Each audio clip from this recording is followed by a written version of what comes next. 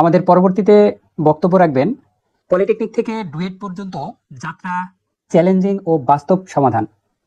এই বিষয়ে আমাদের মাঝে বক্তব্য রাখবেন আমাদের শ্রদ্ধেয় বড় ভাই ইঞ্জিনিয়ার মোহাম্মদ হারুনুর রশিদ ভাই, junior instructor, Comilla polytechnic institute.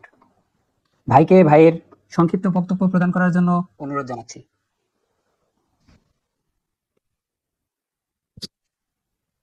আমাকে শোনা যাচ্ছে? জি ভাই, শোনা যাচ্ছে। আসসালামু আলাইকুম।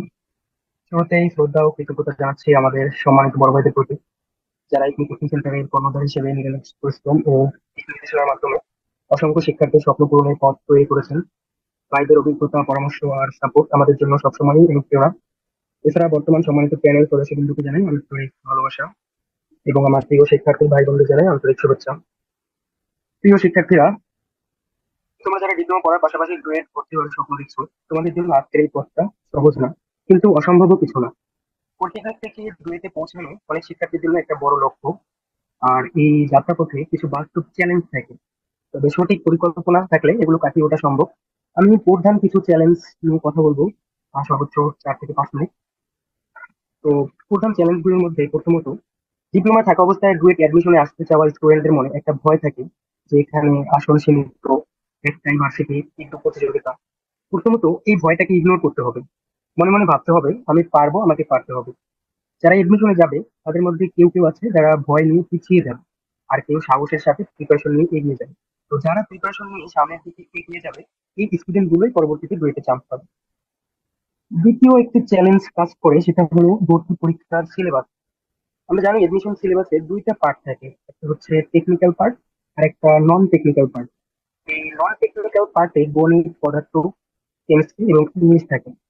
যারা ডিপ্লোমায় আমরা পড়াশোনা করছি বা করতেছি, ডিপ্লোমার কারিকুলামে সাধারণত এই পার্ট গুলো কম পরিমাণে থাকায় স্টুডেন্টদের এই নন টেকনিক্যাল পার্টে বেশি ভয় থাকে।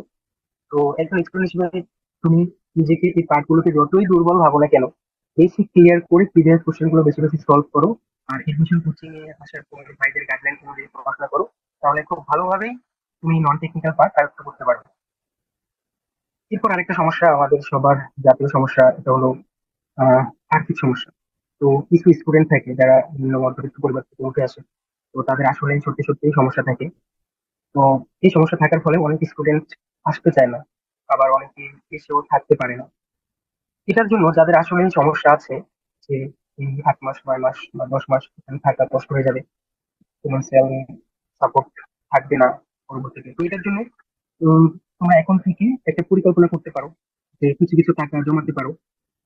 তো টেকনি ডুয়েট এডমিশন কোচিং সবসময় আর্থিক সমস্যা থাকে আমাদের স্টুডেন্টের পাশে থেকে আসছে। এখানে মিটিং উপস্থিত আছে আমার শ্রদ্ধেয় বড় ভাই মিলন ভাই, এছাড়া আমাদের মোশারফ ভাই, রবিউল ইসলাম ভাই এবং আমাদের প্যানেল।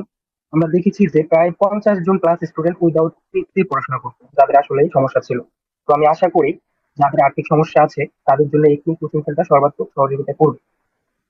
তো আরেকটা চ্যালেঞ্জ হলো, আমি আসলে গুরুত্বপূর্ণ চ্যালেঞ্জ গুলো বলতেছি, ওইগুলো শুনো। যে আরেকটা চ্যালেঞ্জ হলো সোশ্যাল চ্যালেঞ্জ, সামাজিক চ্যালেঞ্জ।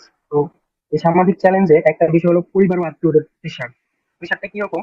অনেক পরিবার থেকে বলে যে দ্রুত চাকরি করতে, পড়াশোনা চালিয়ে যেতে নিরুৎসাহিত করে, কারণ এটা একটা লং টার্ম সময়ের ব্যাপার। তো আর পরিবারকে বোঝাতে হবে যে এটা একটা লং টার্ম গোল, এরপর পরিকল্পনা শেয়ার করতে হবে, তাদেরকে বোঝাতে হবে।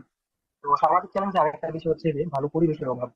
তো তুমি যখন এডমিশনে গিয়েছো, সেখানে তুমি রুমমেট হিসেবে কাকে পেয়েছো, তোমার রুমটা আসলে কি পড়ার জন্য উপযোগী কিনা, এইটা বিষয় মাথায় রাখতে হবে। যদি এমন মনে হয় যে না, আমার রুমমেট পড়াশোনা করতেছে না বা আমার পড়াশোনা করতে ইচ্ছে, সোজা কথা তোমাকে ওই রুম ত্যাগ করতে হবে।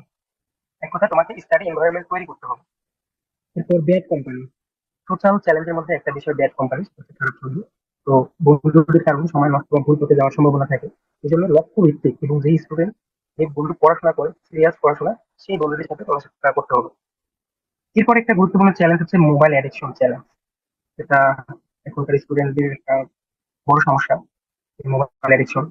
স্মার্টফোন এবং ইন্টারনেট এই দুইটা অনেক বেশি সহজলভ্য হওয়ায় স্টুডেন্টরা ফেসবুক, ইউটিউব, গেম সহ ইন্টারনেটে অনেক বেশি সময় নষ্ট করে থাকে। তো এটা কোনোভাবেই করা যাবে না, নিজের থেকে এটা থেকে দূরে থাকতে হবে। আর এরপর একটা চ্যালেঞ্জ, হেলথ চ্যালেঞ্জ, মানে স্বাস্থ্যগত একটা বিষয়। আমাদের আসলে মানুষের রিয়াল সম্পদ হচ্ছে আমাদের বডিটা। এটা খেয়াল রাখতে হবে যে যেন আমাদের হেলথটা ধীরে ধীরে নষ্ট হয়ে যাচ্ছে না, তো এটার দিকে অবশ্যই খেয়াল রাখতে হবে। যেমন আমি সারা রাত জেগে পড়তেছি, ঘন্টার পর ঘন্টা বসে থাকতেছি, অনিয়মিত খাওয়া দাওয়া করতেছি। তো হয়তোবা ভাবতে পারি যে এগুলো আমার স্যাক্রিফাইস, কিন্তু না, আনহেলথি বডি নিয়ে কন্টিনিউ চলতে কিছু করা যায় না। তো স্বাস্থ্যের দিকে খেয়াল রাখতে হবে, নিয়মিত ঘুমাতে হবে, নিয়মিত খাইতে হবে, মিনিমাম 6-7 ঘন্টা ঘুমাতে হবে, 8 থেকে 10 গ্লাস পানি খেতে হবে। তাহলে তোমার স্বাস্থ্য ঠিক থাকবে, তুমি তোমার পড়াশোনা ঠিকভাবে করতে পারবে। তো সবশেষে আরেকটা চ্যালেঞ্জের কথা বলি, সেটা হচ্ছে মানসিক চাপ, হতাশা। তো আত্মবিশ্বাসের সাথে কঠিন পরিশ্রমের মাধ্যমে হতাশাকে জয় করতে হবে। মোটামুটি উল্লেখযোগ্য চ্যালেঞ্জ এগুলো। আশা করি তোমরা চেষ্টা করে বুঝতে পেরেছো। তোমরা যারা স্বপ্ন দেখছো, তো তাদেরকে বলবো তোমরা সিদ্ধান্ত নিয়ে নিতে পারো যে তুমি কোচিং সেন্টারে ভর্তি হবা, এবং নিজের সফলতার যাত্রা শুরু করবা। শেষে আমি তোমার সাথে ভাই মিলন ভাই সম্পর্কে একটু বলি যে ভাইয়ের কিছু কথা মনে পড়ে। আহ ভাইয়ের বিষয়ে গেছিলাম তখন তো অনেক ছোট ছিল, অনেক ভয় কাজ করতো। তো ভাইদের সাথে কথা বললে ইনস্ট্যান্ট একটা এনার্জি চলে আসতো। তো ভাই অনেক সুন্দর করে বোঝাইতো। তো ভাইদের কথা এবং ভাইদের দিক নির্দেশনা, ভাইদের পড়ানো সবকিছু মিলে আমি গ্রেড জয় করতে পেরেছি। শেষে আবারও আন্তরিক ধন্যবাদ ও কৃতজ্ঞতা জানাই সম্মানিত বড় ভাইদের প্রতি। আমাদের মিলন ভাই সবসময় আমাদেরকে দিক নির্দেশনা দিয়ে যাচ্ছেন। বিশেষভাবে ধন্যবাদ জানাতে চাই বর্তমানে ইকমি কোচিং সেন্টারের সম্মানিত পরিচালক রিটনকে, যার আন্তরিক উদ্যোগে, পরিশ্রম ও সঠিক দিক নির্দেশনার কারণে আজকে এই সুন্দর আয়োজন সম্ভব হয়েছে। এবং আমার প্রিয় শিক্ষার্থী ভাই বোনদের বলবো, স্বপ্নটা তোমরা ধরে রাখো, পরিশ্রমটা চালিয়ে যাও, ইনশাআল্লাহ সফলতা অর্জন করতে পারবে। তো সবাইকে আবারও ধন্যবাদ। আসসালামু আলাইকুম। ভাইকে ভাইয়ের সংক্ষিপ্ত বক্তব্য প্রদানের জন্য ধন্যবাদ।